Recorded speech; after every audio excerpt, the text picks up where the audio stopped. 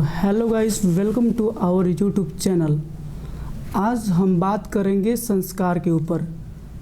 Actually में संस्कार हमारे जीवन पे क्या प्रभाव पड़ता है, उससे क्या प्रभाव डालता है, इसके बारे में हम आज बात करेंगे, चर्चा करेंगे। हमारे साथ हैं ब्रह्म कुमारी से बीके जोशी जी, जिन्हें हम प्यार से बुआ जी भी बोलते हैं, जो दिल्ली से यहाँ पे आके 3-4 साल से यहाँ पे सेवा दे रहे हैं। बहुत अच्छे हैं, बहुत अच्छे हैं।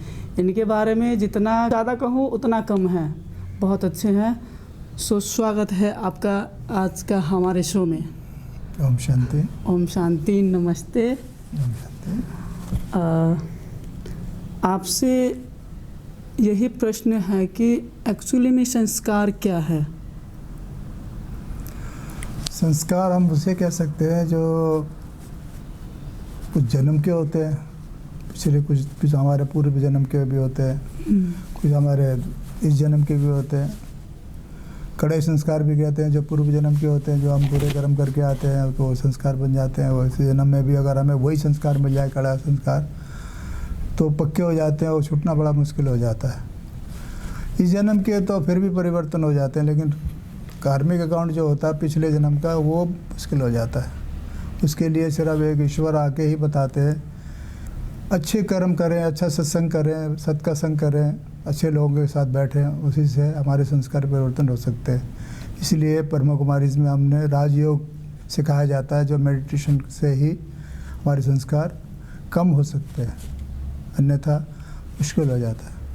अच्छा, तो संस्कार से हमारे जीवन में क्या सकारात्मक परिवर्तन लाती है और क्या नकारात्मक प्रभाव डालता है? सकारात्मक तो यह है कि जब हमारे संस्कार बदलते हैं, परिवर्तन करते हैं, तो हमारा जीवन बहुत अच्छा चलता है, सुखमय जीवन होता है, टेंशन रहित होते हैं, मतलब कोई हमारा जैसे खुशहाली जीवन होता है। और नकारात्मक से हमें जो दुखी रहते हैं, टेंशन आते हैं, घर का क्लेश होता है, ना समझ की वजह से समझ नहीं होती हमें कि इसका अच्छा और बुरा क्या है। इसलिए कि ज्ञान होना ज़रूरी है। इसलिए ब्रह्म कुमारी में ज्ञान देते हैं, राजयोग का मेडिटेशन कराते हैं, रोज़ मुरली चलती है, उसी से हमारे संस्कार धीरे धीरे धीरे धीरे परिवर्तन होते रहते हैं। यह है नकारात्मक को दूर करने का सही तरीका। एक्चुअली में संस्कार हमारे अंदर आता कैसे है और उस चीज़ को हम अडॉप्ट कैसे करते हैं? हमारी ये चीज़ शुरू कैसे होती है? कुछ संस्कार तो हमें माँ बाप से मिलते हैं, उनके संस्कार, कैसे घर में हमने जन्म लिया है, हमारे कर्मों के हिसाब से हमारा जन्म मिलता है। हमारे अगर कर्म हमने गलत काम किए हैं किसी जन्म में, तो वो बुरे घर में जन्म लेते हैं तो बुरे संस्कार मिल जाते हैं। जैसे शराबी है, शराब पीने वाले के घर में हो जाते हैं, लड़ाई झगड़े वाले के होते हैं, कोई चोरी चकार डकैत के घर में हो जाते हैं। अच्छे संस्कार में अच्छे घर में होते हैं, सात्विक जीवन जीने वालों के घर में होते हैं, जहाँ क्लेश नहीं होता है, बहुत प्यार प्रेम से रहते हैं, ऐसे जन्म में होता है। धनी घर में होते हैं। तो संस्कारों का प्रभाव हमारे जीवन से ही है, क्योंकि जन्म जन्म के जो हमारे संस्कार बनते हैं, अच्छे कर्म और बुरे कर्म के, अच्छे और बुरे कर्म के ही संस्कार बनते हैं। इसलिए हमें कर्म अच्छे करने हैं, अभी से हमें संस्कार बदलने हैं, तो हमें इस जीवन में ही अच्छे कर्म करने होंगे। हमारी पिछली जन्म है उसकी भी संस्कार रहती है, और जब हम इस जन्म में जन्म लेते हैं तो हमारी फैमिली, स्कूल और हमारे इन्वायरमेंट की भी उसमें रोल रहती है। ये बिल्कुल ठीक है। संग दोष का है, सारा खेल ही संग दोष का है। कोई भी परिवर्तन हमारा जब भी हो सकता है कि हम जब अच्छे संग के रहेंगे तो अच्छे संस्कार बना ले सकते हैं, बुरे के संग रहेंगे तो बुरे संस्कार बन जाते हैं। इसलिए हमें बुराई को त्याग कर अच्छे संस्कारों में चलना चाहिए, अच्छा संग करना चाहिए। और इसके लिए सिर्फ एक सेवा है परमात्मा के, और कोई तो है ही नहीं। मनुष्य तो हमेशा ही नीचे की ओर ही जाता है, संस्कारों बस हो जाता है। परिवार में ऐसा होता है कि ब्याह शादी भी होती है, तो उसमें अब हमारे अच्छे संस्कार है, लेकिन हमें जो आने वाली बहू जो होती है, दुल्हन जो होती है, वो उसके संस्कार कुछ अलग होते हैं। उससे हम भूल जाते हैं, अपने माँ बाप को भी भूल जाते हैं। संस्कार अवश्य हमारा सारा खेल ही संस्कार का ही है, अच्छे और बुरे का। जो नकारात्मक हमारी संस्कार है, इसको कैसे ठीक करी जाए, और इसको ठीक करने के लिए हमारी फैमिली, हमारे इन्वायरमेंट, हमारी स्कूल जहाँ हम रह रहे हैं, हमारे घर, उसका क्या रोल होना पड़ा इस चीज़ को ठीक करने के लिए? इसके लिए तो संघ का ही सारा खेल है। आप अच्छा संग कीजिए, बुरे लोगों से बच के रहिए। आपको कुछ समझ आना चाहिए, इसके लिए राजयोग का ही है सारा। राज आप जाएं, अपने नज़दीक के सेंटर में जाएं, राजयोग की शिक्षा वहाँ देते हैं। वहाँ 7 दिन का कोर्स होता है और 7 दिन के कोर्स करने के बाद आपको रोज़ मुरली सुननी पड़ती है। ईश्वर के महावाक्य होते हैं, उनको उसको मुरली कहा जाता है। और रोज़ आपको जो है सुबह अमृत वेला होती है 4 बजे, उसमें आइए, उसमें योग कीजिएगा। शाम को 6:30 से 7:30 बजे तक वो नुमा शाम होता है। अगर उसको आप रोज़ करेंगे तो संस्कार अपना आप ही परिवर्तन हो जाएंगे। और औरों का भी आप करा सकते हैं, अपने तो खुद के तो हैं, औरों के भी आप संस्कार को परिवर्तन कर सकते हैं। और यही परमात्मा आके हमें बताते हैं। मेरे हिसाब से माँ बाप के संस्कार जैसे होते हैं वैसे हम बच्चों पे भी उनके प्रभाव पड़ता है। वो चाहते मतलब वो बुराई करते हैं, मतलब अपना बुराई, चाहे शराब पीते हो तो वही उनको पता नहीं चलता, ज्ञान ही नहीं होता उनको, शराब का ही होता है, वो तो बुराई चीज़ है। माँ बाप के जो संस्कार होते हैं वही बच्चों पे वो डालना चाहते हैं ना। उनका भविष्य नहीं देख पाते हो कि इसका प्रभाव क्या होगा, मेरे संस्कार की वजह से इसका प्रभाव बच्चे पे क्या पड़ेगा,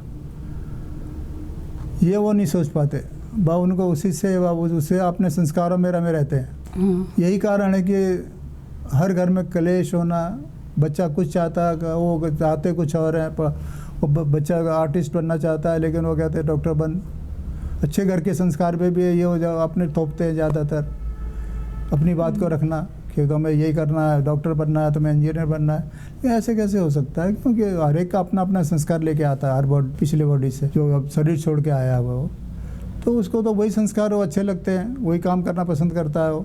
लेकिन माँ बाप ज़बरदस्ती उस पर थोप देते हैं कि नहीं तुम्हें ये करना है, तो इसमें भेद हो जाता है। इसी की वजह से कहीं ना कहीं में घर में झगड़ा, कलेश, झगड़ा, हर एक चीज़ उत्पन्न होती है। यही कारण होता है कि घर बिगड़ता है ज़्यादातर। आगे वो तरक्की नहीं कर पाता, बच्चा जो चाहता है वो नहीं कर पाता, जो डिस्टर्ब हो जाता है वो ज़्यादातर। बुद्धि काम नहीं करती उसकी, क्योंकि उसकी बुद्धि तो वहीं चलेगी ना जहाँ उसके संस्कार लेके आया हुआ है। अब ज़बरदस्ती में तो उसको उसके मार्क्स भी नहीं मिल पाते, पढ़ाई में मन नहीं लगता है, इसीलिए वो सक्सेस नहीं हो पाता, सफलता उसको मिलती नहीं है। दूसरे के बच्चों से कंपेयर करेंगे उसको, बच्चे पे उसका प्रभाव पड़ता है।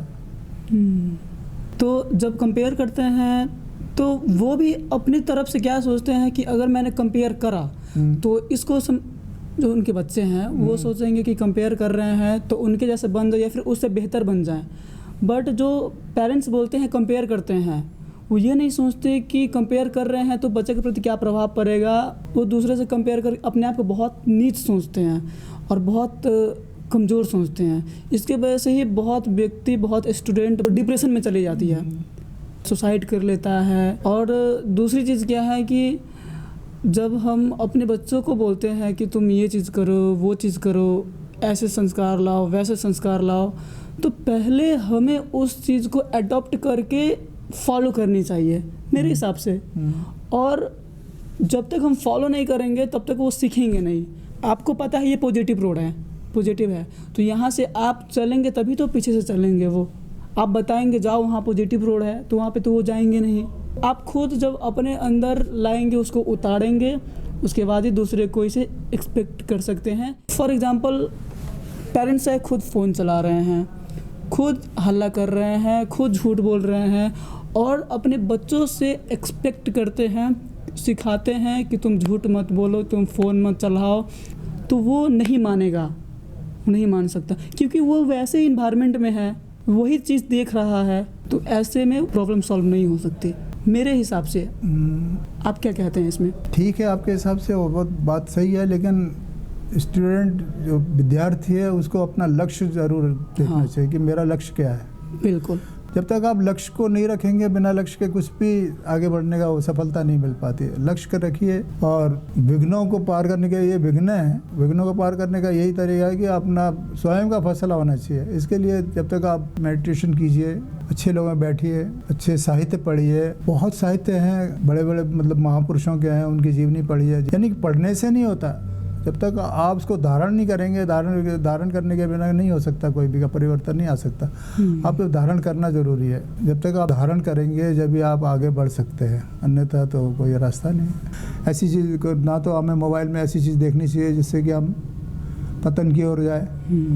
मोबाइल से आजकल तो मोबाइल से सारा हर कोई बड़े से लेकर अच्छे उसे उनके ऊपर प्रभाव पड़ रहा है।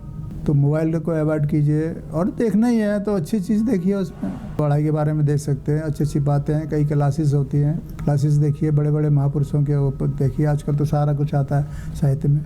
तो संगदोष से बचिए, बस जितना आप संगदोष से बचेंगे उतना ही आपका परिवर्तन हो जाएगा। संस्कारों से छुटकारा ये होगा कि आपका जो बुरे संस्कारों वालों के साथ नहीं बैठना है, अच्छे लोगों में बैठिए और अपने लक्ष्य पे रखिए कि मैंने ये बनना ही है करके जब तक आप दृढ़ संकल्प नहीं लाएंगे जब तक कुछ नहीं हो सकता। संकल्प से ही सारा कुछ है, सारा खेल संकल्प होगा। आपका संकल्प शुभ संकल्प होगा तो आप आगे बढ़ेंगे, सफलता आपके हाथ में ही है। संकल्प ही आपके कमज़ोर होंगे, आपकी आत्मा कमज़ोर होगी, तो इतने 84 जन्म से गिरते हुए आया, हमारे संस्कार ऐसे कमज़ोर पड़ जाते हैं। तो उसके लिए जैसे मोबाइल चार्ज ख़त्म हो जाता है तो हम लगाते हैं ना, तुरंत 50 पे आ जाए तो फटाफट लगा देते हैं, 10 पे आ जाए तो जल्दी लगाते हैं। ऐसे हमारे भी आत्मा की बैटरी को भी चार्ज करने के लिए मेडिटेशन ज़रूरी है। ओके, बहुत कुछ सीखने को मिला है हमें आज संस्कार के बारे में। एक्चुअली में संस्कार होती क्या है, और संस्कार, पॉजिटिव संस्कार और नेगेटिव संस्कार, जो हमारी नेगेटिव संस्कार है उसको हम कैसे ठीक कर सकते हैं, उससे कैसे छुटकारा हमें मिलेगी, उसके बारे में हमने चर्चा करा। तो आज की शो यहीं पे ख़त्म होती है, फिर मिलेंगे आपसे हम दूसरे शो में। सो बहुत बहुत धन्यवाद। ओम शांति। ओम शांति।